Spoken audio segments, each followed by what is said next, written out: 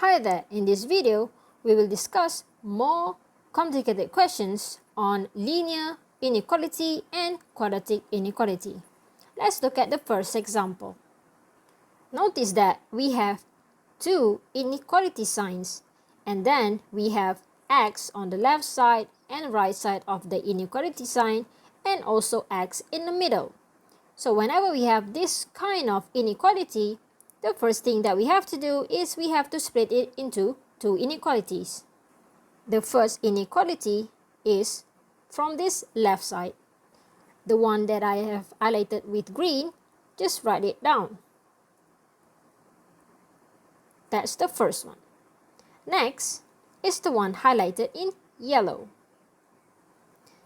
Just write it on the right side. Now, right in the middle, there must be the word and. Why is there the word and right in the middle? Because it means that the answer would be the intersection of these two answers. So at the end, you have to draw a number line and find the intersections of these two answers so that we can find the final answer. Please remember that it must always be and right in the middle. Now, solve this first inequality as usual. Bring 5x to the left side. It's just 3x minus 5x, you get negative 2x. And then bring 1 to the right side, negative 3 minus 1 is negative 4. We must leave only x on the left side. So we have to divide with negative 2.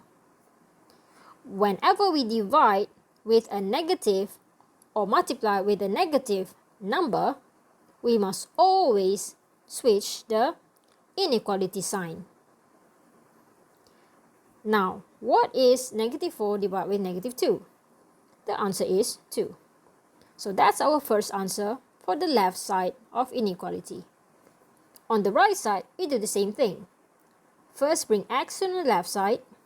5x minus x is just 4x. Negative 3, bring it to the right, is just 9 plus 3, you get 12. After that, divide with 4.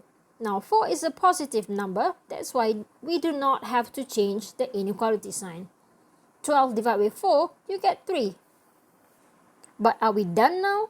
No, not yet. Remember, we still have the word and, which stands for intersection. So this means we have to intersect these two answers. To intersect, you must draw your number line. Remember, this is a number line. So, you must start with the smallest number on the left side. So, which one is smaller? Is 2 smaller or 3 smaller? Well, 2 is smaller, so 2 must be on the left side and 3 must be on the right side. Next, draw your lines. The first line here, x greater than 2, refers to at 2, there's no equal sign, so it's just an empty circle there. And then to determine whether the arrow is going to the right of the empty circle or to the left of empty circle, we just have to draw a line before that symbol. And as you can see, the arrow is going to the right. So just draw an arrow to the right of 2. Make sure you draw the arrow until it's at the end of this number line. Do not stop your arrow before that.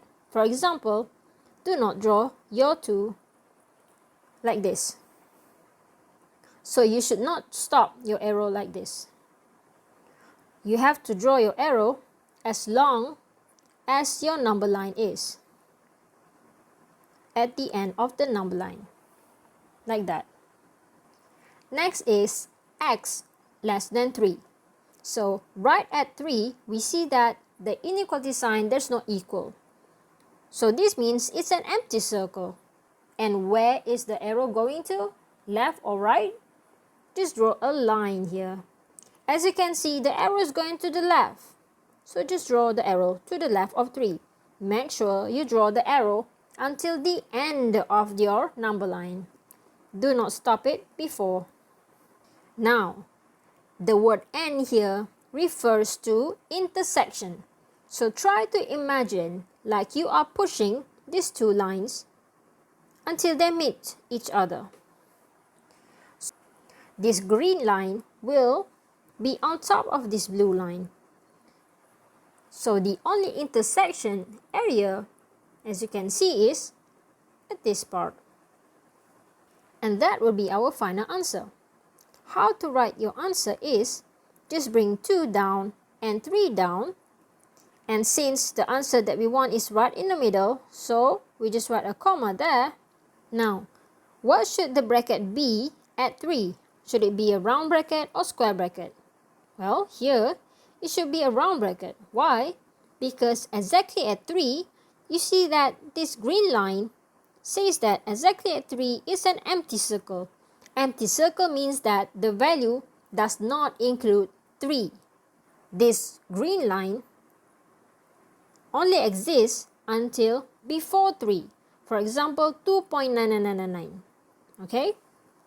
So, when we push this green line down, the value exactly at 3 will never intersect with this blue line down here.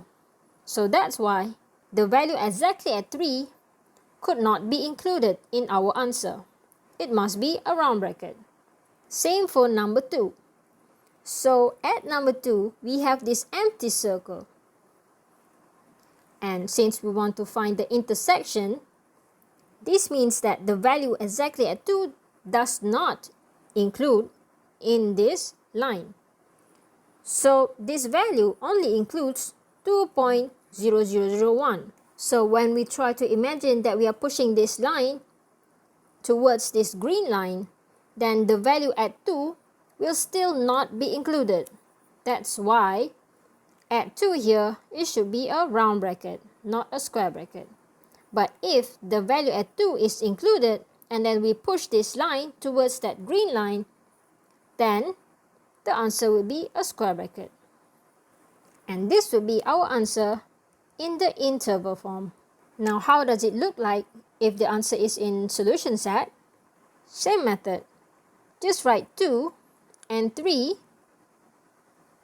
And then in the middle, instead of writing a comma, you write x. This means that the value is right between 2 and 3. After that, always remember, whenever you have x right in the middle, the only inequality sign that can exist before and after x is this less than and less than symbol, or less than and equal, or like this, or like this. Okay? It can never be like this. That's wrong.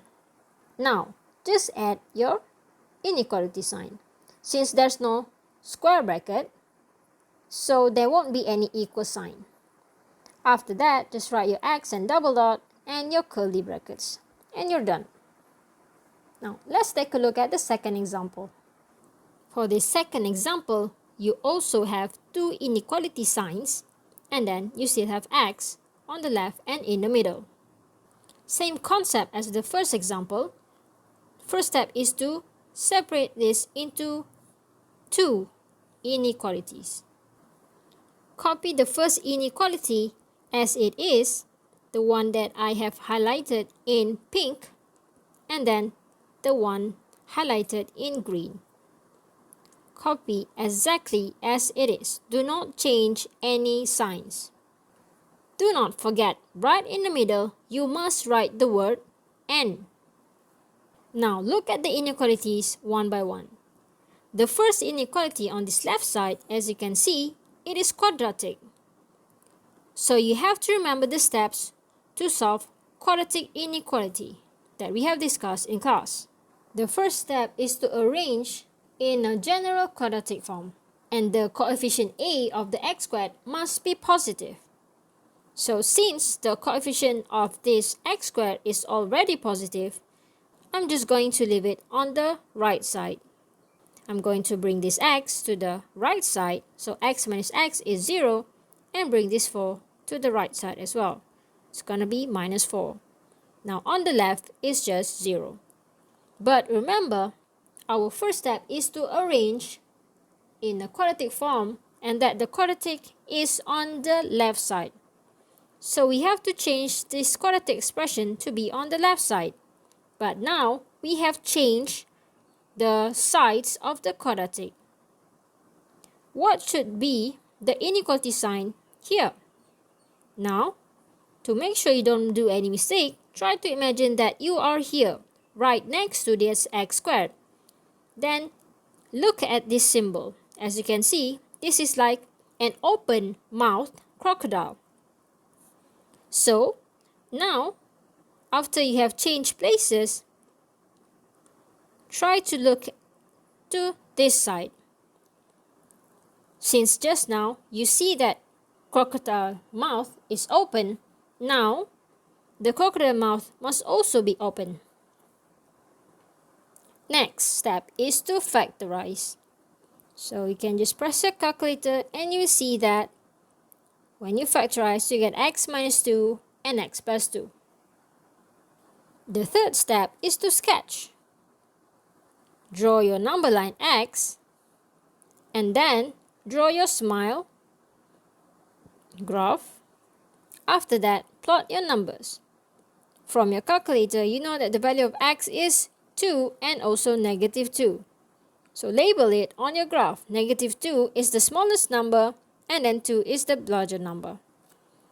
Next, draw your dots. Check your inequality sign. Is there any equal sign or no?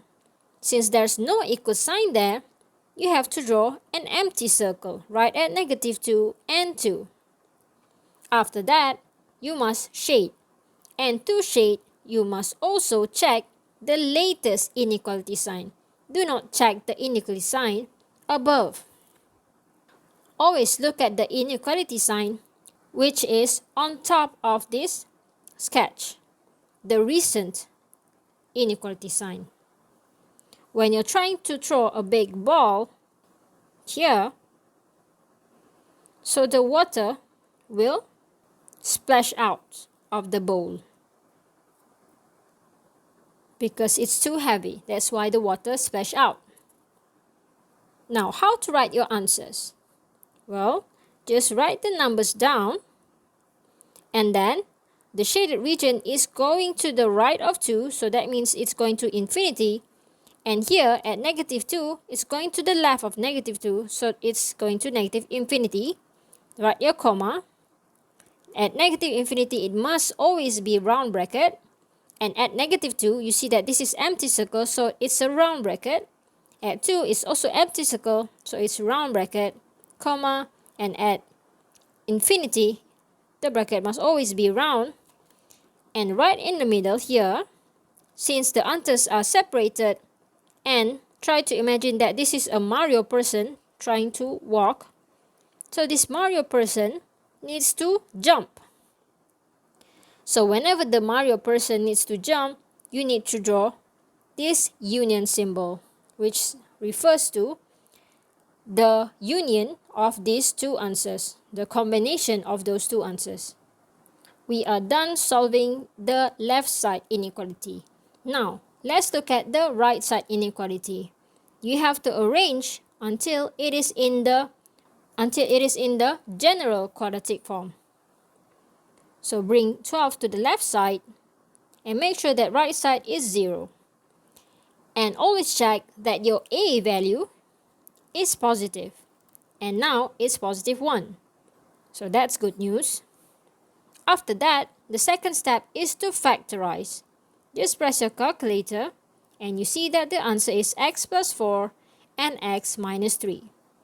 So this means that we have two values of x, which is negative 4 and positive 3.